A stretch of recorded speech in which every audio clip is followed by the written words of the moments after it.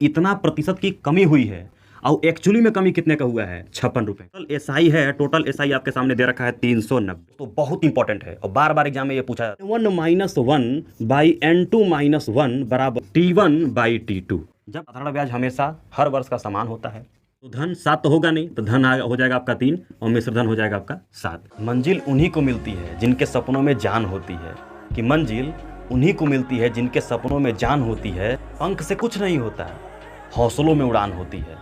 नमस्कार दोस्तों, मेरा नाम है चंदन केसरी और स्वागत है आप सभी का आपके अपने ही यूट्यूब चैनल परफेक्ट इंटेलिजेंस में। दोस्तों, आज मैं साधारण ब्याज का पार्ट 2 लेकर के आया हूँ। पार्ट 1 मैंने करा रखा है। अगर पार्ट 1 आपने नहीं देखा है तो इस वीडियो के डिस्क्रिप्शन में मैंने लिंक दे रखा है, आप वहाँ पे क्लिक करके देख सकते हैं। उसके बाद आप पार्ट 2 यानी इस वीडियो को भी देख सकते हैं। और दोस्तों, पार्ट 2 यानी ये वाला जो वीडियो है बहुत इंपॉर्टेंट है, क्योंकि इसमें मैं ऐसे ऐसे प्रश्नों को बताऊंगा जो बार बार एग्जाम में पूछे जाते हैं। बस आपको इतना करना है कि वीडियो को शुरू से लेकर लास्ट तक देखना है, आपको इससे रिलेटेड बहुत कुछ सीखने को मिलेगा।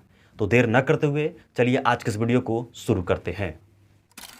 दोस्तों, पहला प्रश्न आप देख रहे होंगे कि एक साहूकार को मालूम पड़ा कि ब्याज दर 4% से 3/4% होने पर उसकी वार्षिक आय में 56 रुपए की कमी हुई, उसकी पूंजी बताइए। ठीक है, देखिए इसका रेट कितना है। तो पहले रेट था इसका 4%, क्या था 4%। अब उसके बाद जो इसका रेट है वो है 3/4%, है ना। देखिए कह रहा है कि ब्याज दर 4 से 3/4 होने पर उसकी वार्षिक आय में 56 रुपए की कमी, और कमी हुआ है 56 रुपए की। कितने की? 56 रुपए की। तो इसको आप घटाएंगे कि आखिर कितने प्रतिशत की कमी हुई है। तो देखिए 4 में से आप 3/4% घटाएंगे, इसको क्या लिख सकते हैं? तो 4 3 12 12 3 15 15/4%, ये है 4%, है ना। इसके नीचे 1 रख लीजिए, घटा दीजिए, इसको एलसीएम आ जाएगा 4। फिर यहाँ पे 4 चौके 16 माइनस और 15 यहाँ पे आ जाएगा। ठीक है, इसको घटाएंगे तो आएगा 1/4%। 1/4% यानी इतना प्रतिशत की कमी हुई है और एक्चुअली में कमी कितने का हुआ है? 56 रुपये का, है ना। तो इसका मतलब 1/4% बराबर 56 रुपये। तो 1/4% का मतलब ही 56 रुपये कम हो गया।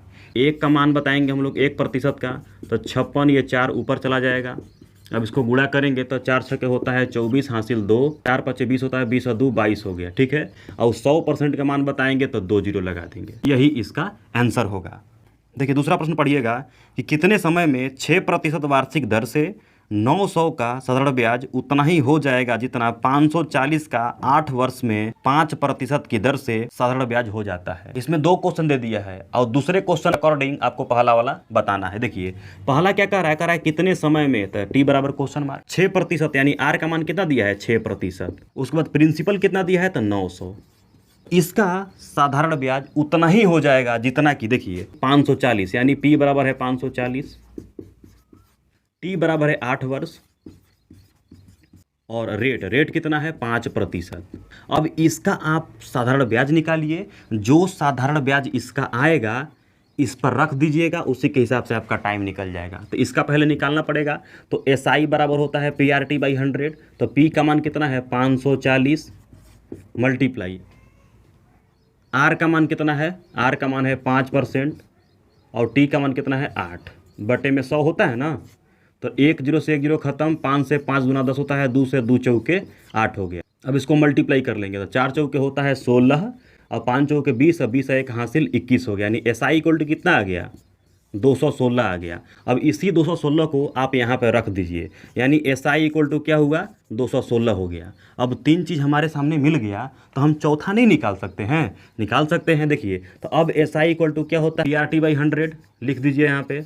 एसआई कितना है तो 216 लिख दीजिए, 216 बराबर पी कितना है तो पी है आपका 900 मल्टीप्लाई आर कितना है, आर है 6% और टाइम निकालना है आपको बटे में 100, है ना। देखिए 2 0 से 2 0 काट देंगे, 6 से काटेंगे इसको तो 6 18 होता है, बचा यहाँ पे 3 छचा के 36। फिर 9 से काटेंगे इसको तो 9 चौके 36, यानी टी बराबर कितना आ गया आपका 4, यानी टी बराबर आ गया आपका 4 वर्ष। देखिए अगला प्रश्न है, ए ने 600 4 वर्ष के लिए बी को तथा 500 रुपये 3 वर्ष के लिए सी को उधार दिया। यदि कुल साधारण ब्याज 390 हो तो ब्याज की दर बताइए। ठीक है, यानी ए कोई व्यक्ति है, बी को भी धन देता है और सी को भी धन देता है और टोटल उसका एसआई दे दिया है। देखिए इसको कैसे निकालते हैं हम लोग। ये बी को कितना दिया है, तो बी को दिया है प्रिंसिपल कितना दिया है 100 रुपये, और टाइम कितना दिया है 4 वर्ष के लिए, 4 वर्ष के लिए, और रेट इसका नहीं पता है। फिर सी को दिया है प्रिंसिपल आपका 500, और टाइम कितना दिया है 3 वर्ष, इसका भी रेट हमको नहीं पता है ना। और टोटल जो इन दोनों का टोटल एसआई है, टोटल एसआई आपके सामने दे रखा है 390, टोटल एसआई 390 दे रखा है। अब इसको कैसे निकालते देखिए, तो एसआई इक्वल टू क्या होता है PRT/100, तो इसका भी PRT/100, इसको भी PRT/100, यानी इसको जोड़ेंगे तभी तो ये आएगा ना। देखिए तो PRT/100 एक के दूसरे के लिए भी PRT/100 है ना, यानी इन्हीं दोनों को जोड़ेंगे तो टोटल एसआई निकल जाएगा। इसका भी साधारण ब्याज, इसका भी साधारण ब्याज, और टोटल साधारण ब्याज यहाँ है। देखिए अब एसआई कितना दिया है 390। देखिए पहले वाले का पी कितना है 600, तो 600 रखिए। आर कितना है नहीं पता है, टी कितना है, टी दिया है 4 वर्ष बटे में 100, अब प्लस लगा दीजिए। इसका पी कितना है, तो इसका पी है 500 मल्टीप्लाई, आर कितना है नहीं पता है, और टी कितना है, टी दिया है 3 वर्ष बटे में 100। देखिए 2 0 से 2 0 हम लोग काट देंगे, यहाँ भी 2 0 2 0 काट देंगे। अब यहाँ कितना बचा 6 चौके 24 आर बचा, प्लस में यहाँ पे कितना बचा है, तो 5 तिहाई 15 आर बचा हुआ है, और यहाँ है 390। ठीक है, तो 390 बराबर, देखिए 24 को 15 में जोड़ेंगे तो 39 आर आएगा। कितना आएगा 39 आर। अब 39 से आप इसको कट कर देंगे तो आएगा यहाँ पे 10, यानी आर बराबर कितना परसेंट 10%। देखिए अगला प्रश्न है, और ये प्रश्न दोस्तों बहुत इंपॉर्टेंट है और बार बार एग्जाम में ये पूछा जाता है। देखिएगा क्वेश्चन कहता है कि कोई धनराशि 12 वर्षों में अपनी 5 गुनी हो जाती है, यह धनराशि 8 वर्षों में कितनी गुनी हो जाएगी। ये गुनी वाले प्रश्न इसको बोलते हैं। एक गुना दिया रहता है और समय या फिर रेट दिया रहता है। देखिए क्या कह रहा है कि 12 वर्षों में 5 गुनी हो जाती है। कितनी गुनी 5 गुनी हो जाती है। ठीक है, तो कह रहा है कि यह धनराशि 8 वर्षों में कितनी गुनी हो जाएगी। तो 8 वर्षों में कितनी गुनी हो जाएगी ये पूछ रहा है, यानी 12 वर्षों में 5 गुनी और 8 वर्षों में कितनी गुनी हो जाएगी। तो ध्यान दीजिएगा कि इसका एक मोस्ट इंपॉर्टेंट फार्मूला होता है n1 - 1 / n2 - 1 बराबर T1/T2। जब कभी भी आपके सामने गुना वाला प्रश्न हो, ऐसा प्रश्न कि 12 वर्षों में 5 गुनी तो 8 वर्षों में कितनी गुनी, तो इसका फार्मूला होता है n1 - 1 / n2 - 1 बराबर T1/T2। यहाँ पे कभी कभी आर भी दिया रहता है। मान लीजिए बोल देगा कि इतने % से इतना गुनी हो जा रही है, तो इतने % से कितने गुनी हो जाएगी, है ना।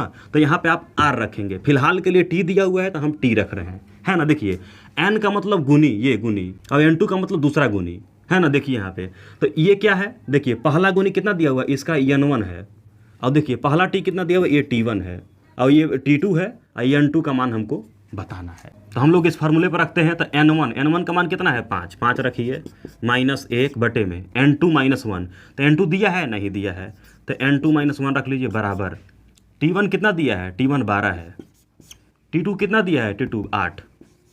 इसको काट लीजिए, 4 तिहाई 12 होता है, 4 दूना 8।